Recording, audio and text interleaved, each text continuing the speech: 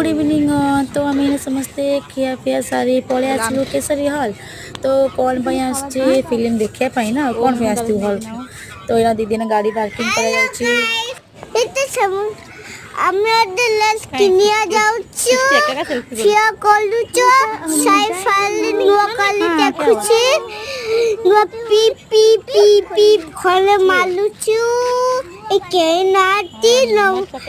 mummy फिर लगुची दुकान लेसा आनिची